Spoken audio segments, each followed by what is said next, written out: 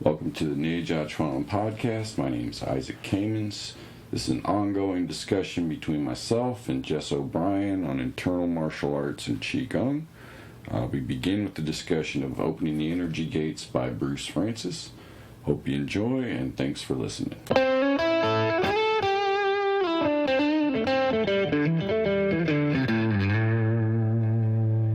We're here to talk about Opening the Energy Gates of Your Body, Gain Lifelong Vitality by B.K. Frantzis. Isaac, when did you first see this book? First off, classic. When they brought it to class, asked us what the cover should be. So they have a bunch of samples and which one looks best? Or? I think they had already chosen this one and they just wanted feedback on it. And I think most people thought it was pretty bad, but because this original edition, there's a crack in the giant rock and then a lady with a headband on. She's not doing energy gates. That could be interpreted as one of the swings. Could be, but it's not. She's just raising her arms in triumph. It's just a stock photo that they got somewhere. And I remember the Tao of Energy Enhancement series. I was like, oh man, I can't wait for each new volume. The series that never appeared. The series that never was. It was supposed to be 5 different courses, but ended up being just this one. And then other ones. So, yeah, do you remember what year that was when they were... what year did it come out? 93, you think? Did it come out 93? We'll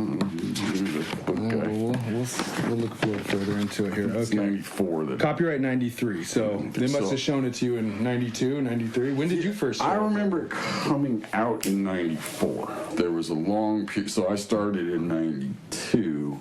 And the whole time, those first 2 years, I believe the book was done and they were just editing it. They were working on it. Yeah. I think the artwork was a big, it's hard to get bad drawings. No, yeah, I think the drawings came out, plenty good. And we recognize as they could be. In here. Yeah, as good so as Opening the Energy Gates of Your Body is the name of the set. And here's then you turn and there's a picture of Bruce Kumar Frantzis, the sweater on. Yeah. Is that how he looked when you joined up? Sure. He looks a little younger. Yeah, that's what he looked like. Yeah. That's the guy. He doesn't look much different now. Bigger and meatier, but... Yeah, he's a little bigger, huh? Yeah, he was a little heftier. If you've seen the Donahue show. The Donahue show? That was around... the Donahue show. That was the same That's time. when this shit broke through. Well, that's when the book came out.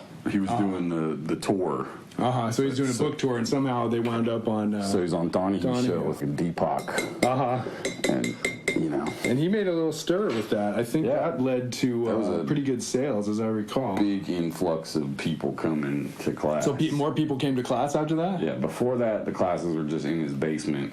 And that's when they needed to get a larger space. So did you guys go to church, or a different church than what you met? No, that was the Fairfax Community Center. Big basketball court. At the basketball court? Yeah.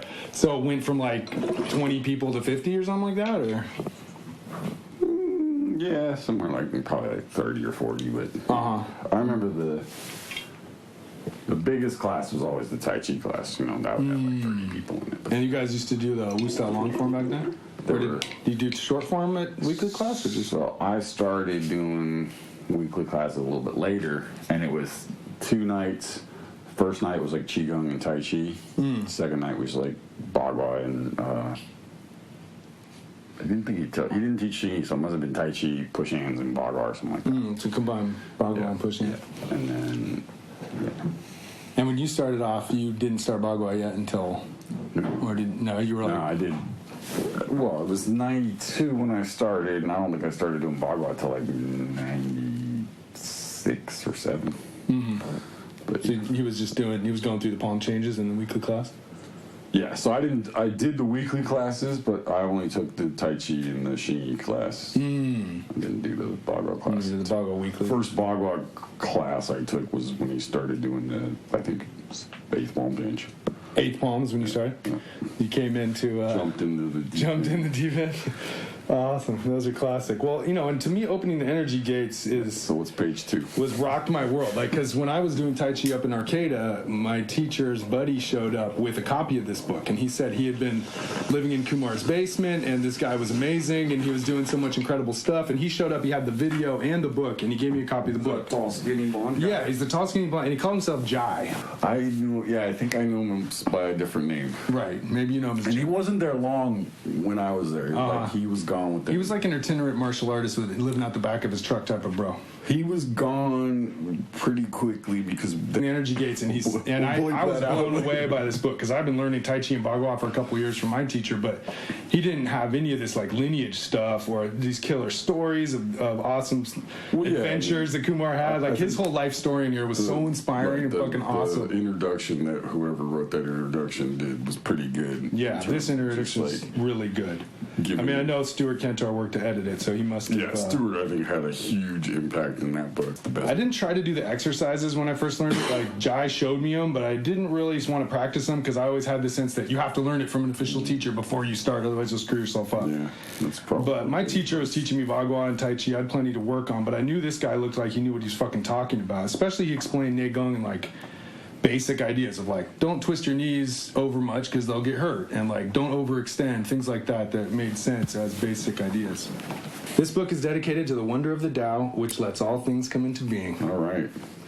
So past the table of contents, we move into a picture of Liu Hongjae teaching Kumar here in the single palm change position with the, he's got the blue sweatsuit on with the stripes down the arms.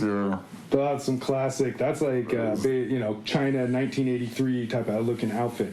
Although this picture of him's obviously in 1986, at the end of his stay in China. 85, 86 probably right before. That's when he last showed up. That must have been his last trip to Beijing because this is as old as he looks. Yeah. And that first trip, he was a little bit thinner, too. So he acknowledges a number of people here, including Liu Hongjae, obviously, who's, his system is always the main one. Natalie Albert and Jan Lang, who talked me into teaching them this material in the West in New York City in 1972. Do you ever know Jan? I've heard Jan Lang's name. I never met Jan. Because I met a bro back east in New York earlier this year who had trained in that same group in 1972. Yeah, he had been a member of that first class, and he said they used to go to Kumar's house first thing in the morning. I think he started, the first place he taught, I think, was Jan's Kitchen or something like that. That sounds about right. And he said that they would get up at 6 in the morning and go to Kumar's house 3 days a week. And then the note to the reader talking about practical Taoism as opposed to philosophical. So, like, this is how to actually do it rather than just the scholars. He brings that up a lot. He emphasized that more back then. Now he's all about the, quote-unquote monastic Taoism much more than... Well, that's plenty practical, too. I just mean, like... the philosophical side of the being translated books that don't include any of the training information, he's not so much into the literary side. So it says here, along the way, Taoists cherish practices that raise the human being from the inferior man to the superior man of the I Ching, who is the only one capable of realizing the Tao. You ever talk about that back then? Not much. No. Yeah, he was just a big bruiser, So you're coming as a fairly young man at the time. I think the thing that impressed me the most was it was just sort of like there were all these people from different, walks of life doing it. And for some reason they all thought this guy was good at it, so I assumed that meant something. Right. So some martial art bros and then some older people and meditators. Yeah, it was a pretty mixed bag back then. You could definitely tell there were the martial arts guys who didn't really come to the Qigong stuff as much, and then there were the little ladies that didn't really do the martial arts, and unless Bruce made them. Right. And, that I think back then his focus was more on Qigong and martial arts more than, meditation and stuff. So totally. Because I remember some years back when he said at a number of classes, like, look, I'm going to start doing more meditation now. Yeah, that's going to be my main thing. It was a definite switch. There were multiple references in my first class to sticking your fingers through someone's neck or, like, smacking someone in the face when you did the third swing or some shit. So yeah, it was much more about doing martial arts doing Qigong to be good at martial arts than it was, about some larger spiritual quest. Right. And that's what drew me to it too, and I like the spiritual quest as well, but I definitely like the idea. He talks about warrior, scholar, priest, as warrior, healer, meditator, as the, as sort of a Taoist perspective on becoming mature, balanced. My first classes were all in his little basement there in Fairfax. It was like, you go I mean, for me, it was like coming from the city. You'd go over there and it was like all quiet and like in the woods. You'd go in and it was like this. It was kind of like a really low ceiling. And it was kind of like. And it just felt like you were in this little like cave kind of, and it was really like chill, and everybody was like all quiet and nice to each other and stuff. So Super just, Marin County. Yeah, it was just a really like weird environment for me, in terms of coming from San Francisco. Yeah, just like, coming from being a metalhead in the city. Like, oh, this is totally like out in the woods with the hippies. Yeah, just like, all right, this is kind of nice. Yeah, but then Bruce had that element of whatever, like, fucking just being a total badass all the time, like, could never let go of, being... So even, from the start, you could feel his presence in class, because he's just, like, fills up the room, basically. He was much more confrontational. Back in the day. Yeah, he did a whole big spiel about, can you prove to me that God exists? Because I can prove to you that she exists. And, I don't think that would go. He doesn't use that one. Doesn't use that one as much anymore, no. So, skipping ahead to, like, the actual training in the book, Opening the Energy Gates is the first set of his Qigong system at the time. At the time, it was the first set, and later they added Dragon and Tiger. But, yeah. And so, apart from like the core exercises and stuff, the original version of it, there's the Opening the Energy Gates set starts with the standing posture. So I think you let your arms hang your side. John Zhuang, stand strong. Somewhere between 1988 or so, or I guess 87 and 91, that's where he codified it into having different sets, so like it was a big, like he would just do the turning stuff and, So before Opening the Energy Gates, there was the quotes core exercises, or the Tai Chi core exercises, which was pretty similar but may not have had all the same components. Yeah, I think there was... You saw it broken down. When I've seen people do it, everyone kind of has a different version a little bit, and it's broken down more. Like the side-to-side shifting could be just one of the exercises. Right. Instead of part of Cloud Hands, you do that, as... I think it was more about, the way the course he used to teach was getting more chi in your Tai Chi, right? So it was like, that was, there were these exercises that he did that were like, you do these, it will improve whatever internal art you're doing. So, his approach to Qigong at that time, and was to use Qigong for your martial arts. Well, this set, I'm pretty sure, is at least the first Cloud Hands and the first swing, and I think the second swing all come from Wang Shu Jing. So that was the warm-ups at Wang Shu Jing's class in Taiwan. Zhang, right? First swing, Cloud Hands, standing from Zhang, wing from Wang Shu Jing later on. He's never really said where. Right. He says that he did them again with Leo, whatever that means, but sure. I think that might have just been Leo watching him doing similar stuff, or I think they do represent movement principles in some ways that you could see in a variety of styles. Sure, so it's pretty boiled that down. Right, it's pretty clear that as the 5 sets that he had as a system pretty much came from 1 or 2 different places, and plugged it to, so like Gods came from Leo, but we don't know the rest of it. So like in Opening the Energy Gates, when did you start doing that standing Qigong? So my first class was February 92. And you guys did standing? Yep. Was it Opening the Energy Gates was the class? Yeah, it was a 3-day class, Friday night, Saturday, Sunday. So Friday night was 3 hours. Standing. And it was just standing, dissolving.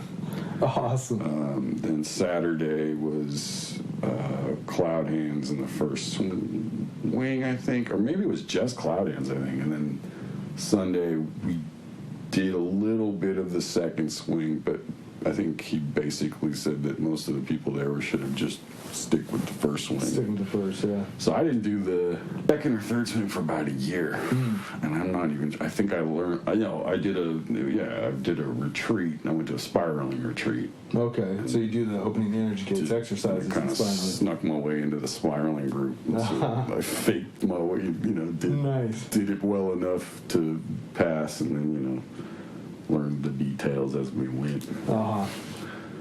So when we started training, we used to do just standing dissolving up on the hill or up in the park for ages. I mean, that was our number one thing besides sparring. That's the core practice. And row show, and then standing was like our main. Like, it seems to be in opening the energy gates. To me, it holds a special place. Like, so in a way, it's the most important part. At that time, it was like let's call it the like. Fairfax. Early to mid 90s or whatever, maybe the late Fairfax 90s. Years. Yeah, the Fairfax years. His focus was really on how to take, or how to connect the Qigong part and the martial art part. So there was a lot more like back and forth in terms of, you would do a class, but, if it was a martial arts class, you'd be doing a lot of Qigong. If it was a Qigong class, you would talk about, a lot of martial arts. Well, you wouldn't do martial arts, but you would do like pushing exercises. So you put pressure on each other to test the posture. And he was more physical, He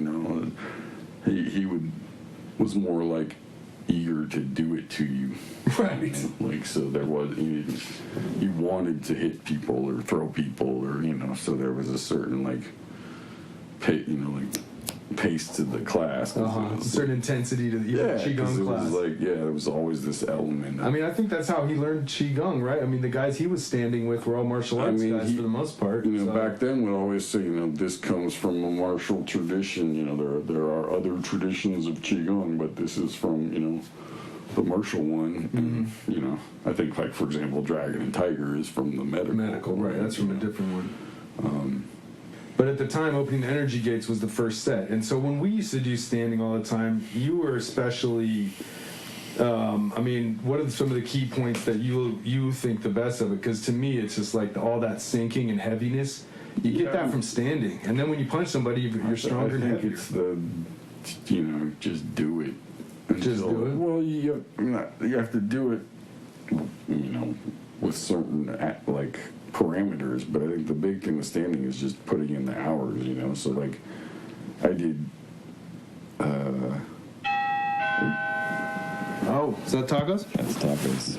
Pause. After the tacos, back to chapter 3, the standing posture, dissolving body, chi, and mind, which is, to me, probably the most important of all the opening the energy gates exercises, right? If you want power and stability. I think the back then it was like he was heavier on dissolving. Like later he added things like doing more of the sinking and like whatever he called them, awareness exercises or whatever those were. So where you feel rather than just right. So it was like right off the bat the first thing we were doing was first it was just the scanning part, but then it was we're right into feeling stuff and dissolving and just boom, start dissolving. So when he teaches it, we always start with the body mechanics, and he starts from the bottom and goes up. Yeah. Or from the top. Well, I guess. So you do the physical stuff from the bottom up, like building a house, right? And then the energetic stuff you do from the top down, because you want to keep the flow going down to start with. So the first thing he teaches here, lesson 1, body mechanics, placement of the feet. Your stance must be comfortable. So, he gives tons of instructions, but your stance must be comfortable. That's the most important part. There's a reason this is the literally first sentence. Your stance must be comfortable. That's the 70% rule. That's the find your Goldilocks point. Where it feels good to stand, or at least it doesn't hurt. It must be comfortable. So comfortable, it doesn't necessarily feel great, but it can't hurt. You can't hurt and be comfortable.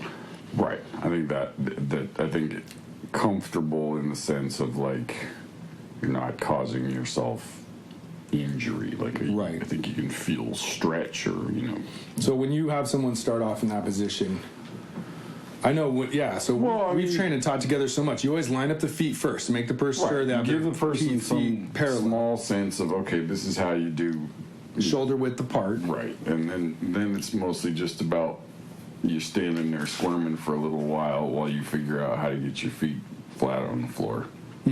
So people will have it hooked up or tense their toes. For me, I think the hardest part starting off was just getting that feeling of like you're not wanting to twitch or wiggle. Take a step or just do something. Just, jiggle your body or move around, right? So I think when he says it's comfortable, part of it, comfortable implies that, you're not jumping around. Yeah, you can sit there for a while and it's not going to be, a problem. Right, you're not going to because it's, when you did the Ichun stuff, the stance was always wider and a little lower. So you squat a little more in There was never a discussion of comfortable. It was you had to do a certain level of, it wasn't supposed to hurt too much. But it was, you had to get your butt down there. One way or the other. With the energy and stuff, in the beginner courses is always much more, safety, comfort. Safety first. I think that was the big innovation that he made with energy gates was, it may not have been the most powerful or whatever Qigong, but it was the safest way to get people to start, without needing a teacher correcting them all the time. Right. So people aren't going to so you could do it on a seminar level. Blow their come brains back out, with it, metaphorically at least, or their knees or their knees, literally. Yeah. So when someone's starting off with the standing, how do you make sure your knees don't get tense or hurt? Because I've experimented during standing and there's I've hurt myself doing basically all of these one way or the other. The classic one is just to put something that will, like a chair or something, in front of your knees so you don't sticking your knees. So if you do move your knees, you feel like some sort of feedback. He'll often have exercise where you stand there and your partner holds their hand against the knees and hold them. But if you don't have a partner, then you just you slide a chair up. You use a chair, or you can just look down every once in a while. Because I remember always learning you don't lock your knees, but I think at a certain point I was bending them too much, where I was sort of leaning onto them with them bent. And so over the years I've lifted the back of my knee kind of to stand up a little taller. What Bruce refers to as opening the back of his knee involves a certain, just a small degree of stretching in the back of your knees. So my advice sometimes for people is to stand up taller than you think. Just don't fully lock it, but it's still pretty pretty straight up and down stance. I think to start with, it's always best to do it, higher rather than lower. Because you're not going to, at least that way you're not going to hurt yourself. You might not be doing it most bang for your buck, but at least you're not harming yourself in the process. So the second principle here is keep your feet parallel to each other. The knees should be slightly bent and feet parallel. Yeah. Those are all pretty self-explanatory. They're just keep your body, relatively straight. I think, again, these are just guidelines for, the reality is not everybody's the same, and some people can go a little further, and some people can squat lower, and, Right. So I don't think it's written in stone, you have to do it exactly this way, although Bruce sometimes makes it sound that way. Right. But it's there are a lot of people who just, tell you just to stand comfortably and, don't worry about it. And you'll know if you're hurting yourself kind of but, Bruce was. Hopefully.